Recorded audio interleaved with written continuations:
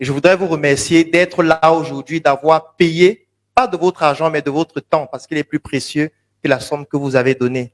Est-ce qu'il y a des personnes qui ont voyagé pour être là? D'où? Bafoula. Combien de kilomètres? 500 kilomètres. Waouh. Est-ce qu'on peut applaudir? 500 kilomètres. Où? Koudougou, 100 kilomètres. Ça, il sait déjà. Parce qu'il y a ceux de Koudougou, levez la main, ceux qui sont nombreux. Voilà. Qui d'autre a voyagé pour être là? Oui. Bobo Julasso, combien de kilomètres? 300 environ. 365. Wow. Oui. Combien de kilomètres? 160. Vous? 130. Combien? 120. Oui. Combien? Depuis le Tchad? Est-ce qu'on peut applaudir pour lui? Waouh! Il a quitté de l'Afrique centrale pour l'Afrique de l'Ouest. Oui? Lomé, Togo. Waouh! Bravo. Oui? Guinée-Conakry. Waouh! Pardon? Je n'ai pas bien compris. Combien de kilomètres? 195. Le dernier? Mais c'est fou ça. Mais vous n'êtes pas normaux. Vous pouvez voyager pour écouter des gens qui vont parler pendant 4 heures et c'est fini. Ce n'est pas une arnaque ça. En fait, je pose ces questions pour que vous puissiez comprendre le pouvoir de la parole que parfois vous négligez. Parce que ce pouvoir, nous l'avons tous. Nous naissons avec ce pouvoir et nous choisissons de l'utiliser ou pas. Certains choisissent de l'utiliser. Certains estiment que l'utiliser, ça veut dire qu'on est prétentieux, qu'on n'est pas humble, donc s'empêche d'utiliser un pouvoir extraordinaire. Nous, on a décidé d'oser. On a décidé d'être des fous. On a décidé d'accepter les injures, les critiques, les calomnies, mais en fonçant vers notre objectif, qui en fait est notre objectif commun. C'est juste que nous sommes dans une maison dans laquelle l'eau est en train de couler à travers le plafond qui est percé. Et pendant que nous avons choisi de ramasser les seaux pour pouvoir recueillir de l'eau, il y a d'autres qui sont assis et qui disent, regardez-moi les idiots là. Les bavards comme ça. Sauf que c'est notre maison qui est en train de couler. Mais l'histoire nous montre aussi que dans l'histoire, aucun peuple ne s'est développé avec toute la population. Il y a toujours une minorité de personnes qui ont décidé de prendre leurs responsabilités, de créer la voie pour que... Bon, j'ai beaucoup de respect pour les brebis, donc je ne vais pas dire les brebis. Les moutons, j'adore le mouton, donc je ne vais pas dire les moutons. Viennent suivre la voie que ceux qui éclairent la société ont tracée. Aujourd'hui, le thème, c'est devenir un as de la vente. J'ai pratiquement 2 heures de temps avec vous. C'est très peu pour vous partager tout ce que je sais. Donc, j'ai décidé uniquement de sélectionner ce que j'estime être le plus important pour que vous puissiez avoir la substance de ce que nous allons apprendre aujourd'hui. Et les personnes qui souhaiteraient bénéficier davantage de nos connaissances pourront souscrire soit à nos différentes formules d'accompagnement que je vais présenter ou au brunch que nous organisons demain ou alors à toutes les autres opportunités que vous allez pouvoir saisir aujourd'hui. Mon nom est Numbissier Claudel Joël. Je suis un Africain, plus précisément d'un quartier de l'Afrique qui s'appelle le Cameroun. Et j'ai donc décidé de sacrifier ma vie pour contribuer en prenant le flambeau de ceux qui nous ont précédés et qui ont réalisé des choses exceptionnelles comme Thomas Sankara. Moi, j'ai l'impression que certains Burkinabés ne réalisent pas qui est Thomas Sankara. Vous entendez peut-être juste Thomas, vous avez peut-être suivi les discours, Vous avez peut-être sa statue qui est là. Vous avez écouté son histoire. Mais lorsque vous voyez son âge, lorsque vous voyez ce qu'il a fait en peu de temps, pour moi, c'est le plus grand révolutionnaire certainement de l'humanité. Je ne vois pas un autre. Je ne vois pas.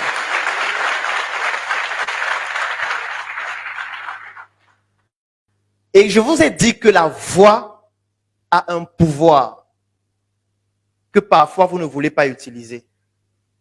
Thomas Sankara, c'était aussi un bavard. Si on était à cette époque, certainement il aurait eu un compte Facebook.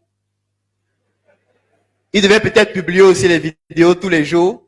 Et en commentaire, les gens devaient dire idiot, escroc, vendeur d'illusions.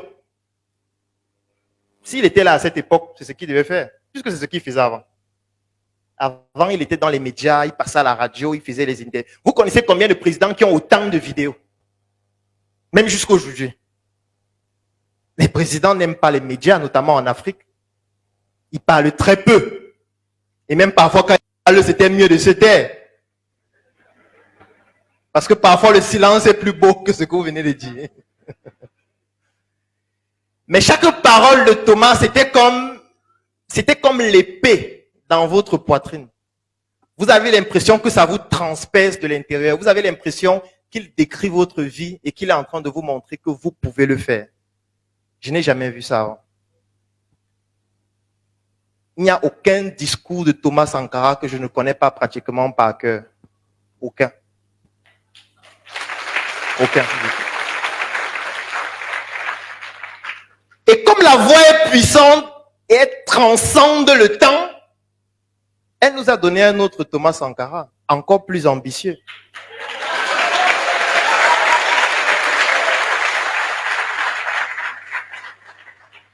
Est-ce que vous réalisez l'audace qu'il faut de se placer devant un média et de dire vos histoires de CEDEAO là c'est terminé? Vous imaginez ce que ça veut dire?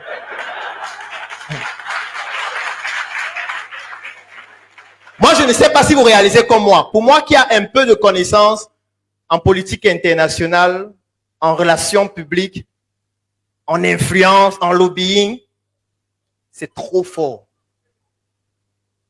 C'est même fou. Sincèrement, je parle en étant très, très sérieux.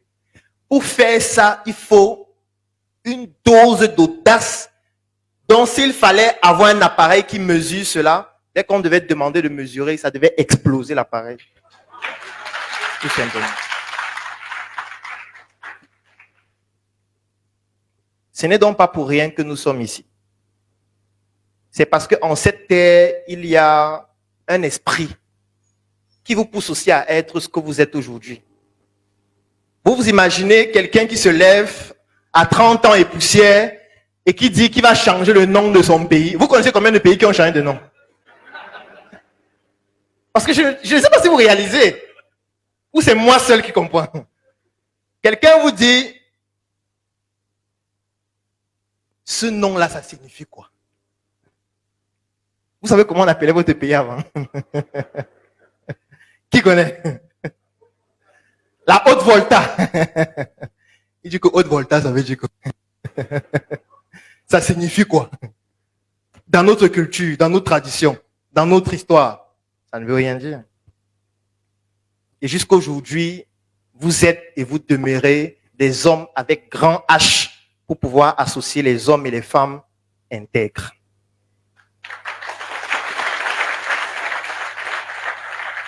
Parce que ce n'est qu'avec de l'intégrité qu'on peut se développer et qu'on peut mieux vendre. Parce que peut-être vous avez l'impression que je ne suis pas dans le thème. Je suis dans le thème depuis que je me suis levé. Même ma manière de me lever, c'était déjà le thème. Alors, je voudrais commencer par rendre hommage à un monsieur de Koudougou, c'est pour ça que j'ai retenu ce nom, qui s'appelle monsieur Bonaventure, qui convoie 100 km pour me remettre.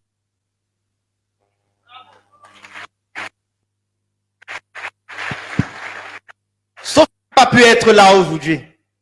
Parce que c'était un greffier à Koudougou. Et lorsqu'il a appris que nous allons être là, il a demandé une permission. Il a réalisé la tenue. Il a voyagé. Il est venu me remettre la tenue où nous habitons. et il est immédiatement rentré prendre service. Donc, il est en train de suivre en ligne. C'est fou. Et ce qui est encore plus fou, c'est qu'on ne s'était jamais rencontrés, donc il n'avait pas mes mesures. Donc, il a regardé juste mes photos sur Internet. Il a deviné mes mesures et il a réalisé une tenue qui me va sur mes yeux.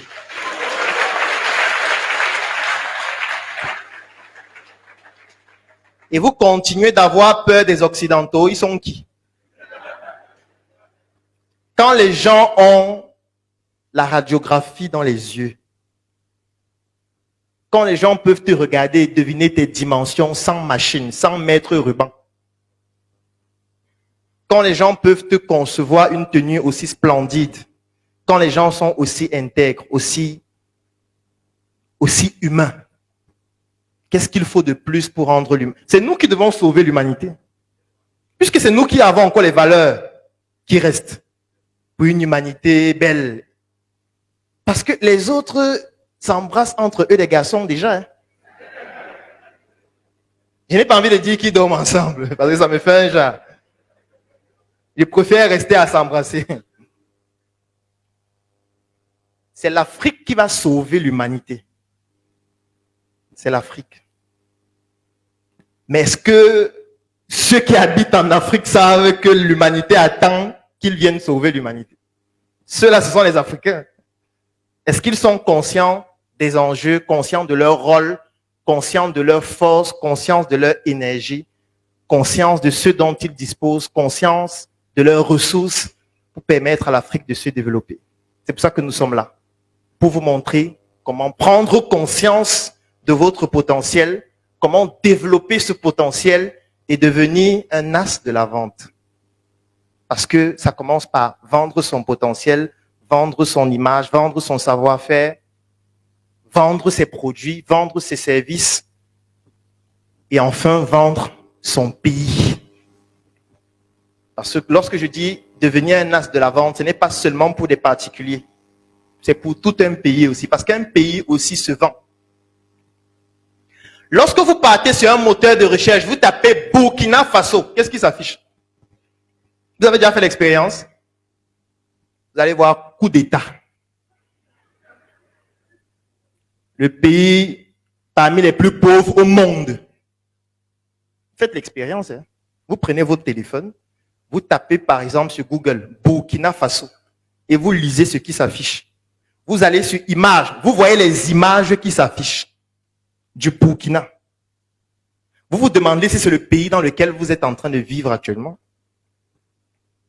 C'est parce qu'on ne comprend pas l'enjeu de vendre l'image d'un pays. On ne comprend pas ça. On se dit que devenir un as de la vente, c'est vendre juste le poulet bicyclette. Oui, c'est bien, mais ça ne suffit pas.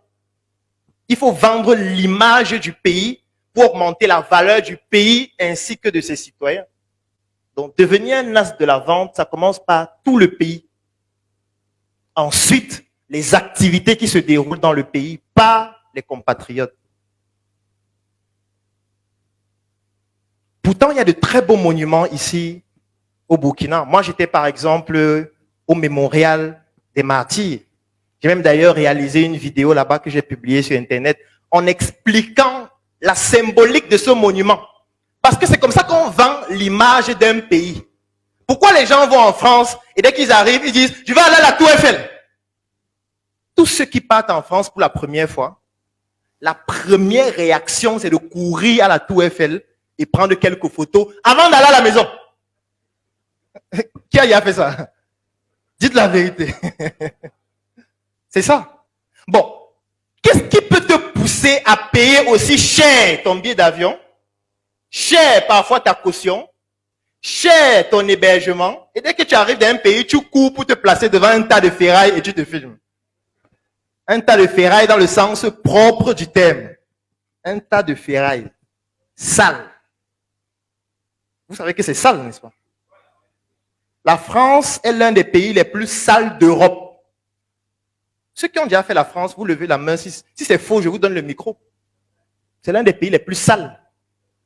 La Tour Eiffel est extrêmement sale. Les gens urinent partout. Ça sent mauvais. Je préfère le monument, ou plutôt le mémorial des martyrs ici, qui est plus prestigieux.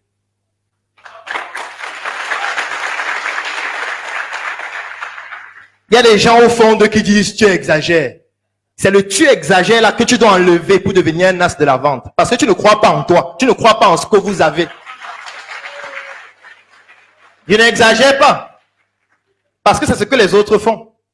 Quand vous regardez France 24, on montre les Champs-Élysées, le journaliste dit la plus belle avenue du monde. On a voté quand? Moi, je ne me rappelle pas qu'on a voté en choisissant les avenues qu'il y a dans les pays pour définir la meilleure avenue du monde. Je ne sais pas ça. Ça veut dire qu'eux, ils ont décidé que c'est la meilleure avenue du monde. Si vous regardez CNN, ils vont vous dire aux États-Unis, tel monument est le plus prestigieux du monde. Si vous regardez une chaîne anglaise, ils disent la même chose concernant. Mais quand vous venez au Burkina, quelqu'un voit le mémorial des martyrs, il dit, donc ça sert à quoi? Vous voyez, ne croit pas en lui, ne croit pas en ce qu'on a. Il valorise ce qui vient d'ailleurs. Mais ce n'est pas de sa faute. C'est parce que des as de la vente au travers du cinéma, au travers des médias, au travers des clips vidéo, au travers de la musique, au travers de ce que j'appelle les déterminants du marketing, l'ont poussé à comprendre qu'il n'a rien et ce sont les autres qui ont. La preuve, il prend la pirogue pour y aller. C'est parce que les autres sont les as de la vente de leur pays qu'on prend la pirogue pour aller chez eux. Sinon, on ne partirait pas. Donc, l'enjeu est d'abord national. On doit pousser les gens à comprendre qu'ils sont dans un environnement qui a tout et dans lequel on peut se développer, dans lequel on peut continuer de rêver, dans lequel on peut transformer ses rêves en réalité. Mais pour le faire, il faut être un as de la vente. Est-ce que vous savez que le mémorial des martyrs, est-ce que vous savez même d'abord pourquoi ça s'appelle mémorial et non monument? Parce que tous les jours, les gens disent monument, mais ce n'est pas un monument, c'est un mémorial. C'est différent. Parce que quand on dit monument, ça ne symbolise pas exactement ce pourquoi ça a été fait. Ça a été fait pour commémorer ceux qui se sont battus. En se battant, ils ont transpiré, donc ils ont donné de leur sueur. Et ils ont tellement donné de leur sueur qu'ils ont donné aussi de leur sang, parce qu'ils ont été tués, fusillés, égorgés. C'est pour commémorer ces personnes qu'on a créé un mémorial, pour qu'on se rappelle de cela. Ça reste gravé dans notre mémoire, et non un monument. Ce n'est pas la même chose. Le monument, c'est le béton. Vous allez voir qu'il y a une calebasse en dessous qui est renversée, qui en fait est là pour symboliser ces personnes qui ont donné leur vie pour nous et qui sont dans cette calebasse renversée. Au-dessus, vous avez une calebasse posée dans le bon sens qui symbolise la liberté, qui symbolise l'envie de se développer, l'indépendance avec de l'eau à l'intérieur. Et vous avez un musée au milieu qui est circulaire, qui symbolise l'unité et qui relie ces deux dans la calebasse en bas, ce qui aujourd'hui symbolise la liberté comme le capitaine Ibrahim Traoré.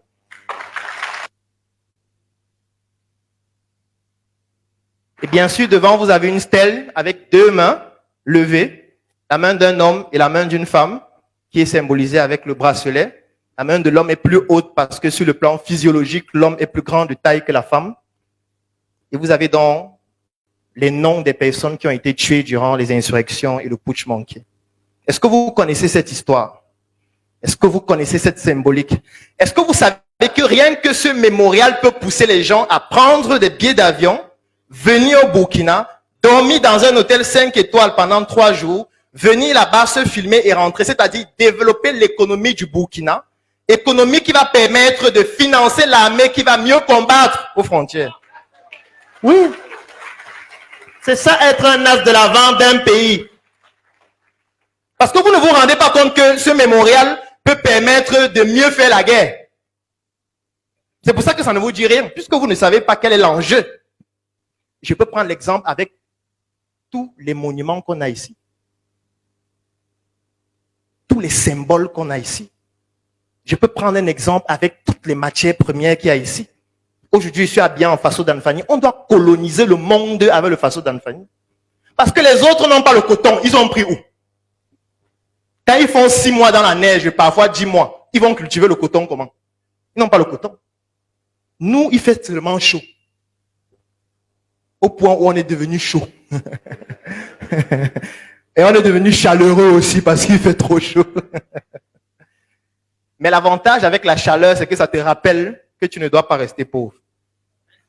Parce que ça chauffe tellement au point où tu sais que tu dois te lever pour aller te battre. Parce qu'à la maison, tu n'as pas la climatisation. Donc ça chauffe, tu transpires. Tu sais qu'il faut la climatisation. Bon, si tu n'as pas l'argent, au moins tu te bats pour acheter le ventilateur. Quand tu achètes le ventilateur, on coupe la lumière. Tu sais qu'il te faut un ventilateur chargeable. Donc tu te bats encore. Quand tu as un ventilateur chargeable, tu te rends compte que tu as soif parce qu'il fait trop chaud.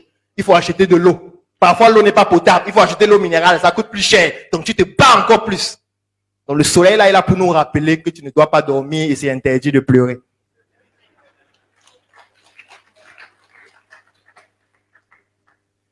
Un as de la vente, c'est quelqu'un qui commence par utiliser tous les symboles de son pays pour vendre l'image de son pays. Un photographe sérieux. Et normalement, on doit leur imposer ça. Ça doit être obligatoire. Si tu refuses de faire ça, tu vas dans l'armée aux frontières. Ça veut dire que on organise une conférence comme celle-ci où on invite seulement tous les photographes du pays. On leur dit, votre mission, c'est de valoriser le pays. Donc, chacun d'entre vous va aller dans une des régions du pays. Je sais qu'il y en a 13, c'est bien ça. Vous allez aller dans les 13 régions. Vous allez identifier tout ce qu'on a comme patrimoine dans ces régions. Vous allez prendre les meilleures photos de ces différents patrimoines-là que nous avons. Vous allez les mettre sur Internet. Vous allez faire en sorte que le référencement permette à ce que chaque fois qu'on tape le nom du Burkina, ce soit ces patrimoines-là avec les meilleures images qui s'affichent. Qu'est-ce que vous faites? Vous faites quoi? Et si dans les 2 mois qui suivent, on se rend compte que ce n'est pas en train d'être fait, on vous achète des tenues militaires neuves. Vous partez batailler. Parce que vous ne voulez pas au travers de vos images l'image du pays pour qu'on gagne plus d'argent. Pour que ce soit eux qui prennent la pirogue pour... C'est ça qui doit se passer. Ils doivent prendre la pirogue pour venir chez nous. Qui n'ont pas d'argent, ils sont pauvres. Quand vous arrivez en France, les sans-abri sont là. Tu es obligé parfois de leur donner un paquet de njoka pour les aider. Ils n'ont rien. Ils n'ont rien. Ils ont quoi?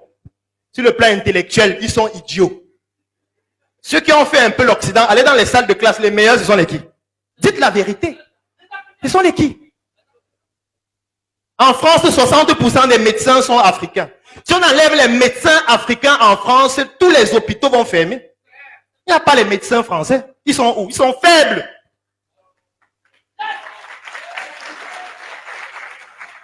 Est-ce qu'on prend conscience de ça? Est-ce qu'on crée le cadre qui permet à ces médecins de travailler ici en étant fiers de le faire? C'est à nous de le faire. Donc, dès qu'on a fini avec les photographes, on passe aux vidéastes. Donc, la semaine-ci, ce sont les photographes, samedi. Semaine prochaine, les vidéastes se préparent. Ils doivent faire des vidéos les plus agréables possibles de ce pays. Ils doivent tourner des reportages. Ils doivent faire des spots publicitaires qui valorisent le pays. Ils doivent inonder Internet de vidéos incroyablement belles du Burkina Faso. De telle sorte que même si quelqu'un est en Thaïlande, dès qu'il tape Burkina, il y a 900 000 vidéos belles qui s'affichent. Jusqu'à il se dit que mais Burkina là c'est même quoi? Il faut que j'aille voir de quoi il s'agit. Comment un pays peut être aussi beau? Mais je suis sûr que quand je dis ça au fond de vous, vous dites est-ce que c'est beau? C'est le est-ce que c'est beau là qu'il faut enlever pour que vous soyez un as de la vente. Puisque vous ne croyez pas. Vous ne croyez pas. Vous pensez qu'entre élever un enfant, ou plutôt éduquer un enfant ici au Burkina, et l'éduquer aux États-Unis, c'est mieux de l'éduquer où? Dites la vérité. Au fond, c'est États-Unis. La preuve, vous êtes en train de faire vos dossiers. Plusieurs là que je vois dans la salle. On a déjà refusé le visa au moins 6 fois. Vous continuez. Et là maintenant, quand on pose la question, où dit Burkina, alors que tu es en train de vouloir partir depuis 3 ans. Quel Burkina? Dis la vérité. Mais le problème, c'est que quand ton enfant sera aux États-Unis, il est à l'école. 2 garçons s'embrassent à côté de lui. Oui, c'est permis. Il a son camarade dont ses parents, c'est 2 hommes. Et parfois, il va chez son camarade et il voit que son camarade vit avec ses parents qui sont 2 hommes. Et il demande à son camarade Il dit non, voici papa, voilà maman. Il dit, ah bon, maman, comment? Oui, c'est maman. Mais je vois un homme, tu dis maman, oui, effectivement, c'est maman. Il a même changé son sexe, c'est maman. L'enfant est perturbé. Il a l'impression qu'il devient fou. Et quand il sort, il ne sait pas de quoi il s'agit, il réfléchit. On lui tend la drogue, que le truc, ça va t'aider. Après 6 mois, vous appelez l'enfant, il est devenu fou. Mage nu. Et parfois, pour le sauver, vous le renvoyez ici. Et c'est plus grave. Et quand vous le renvoyez ici, tous ceux qui tournent autour de lui leur donnent la drogue aussi, que le truc, c'est bien. Consommez ça.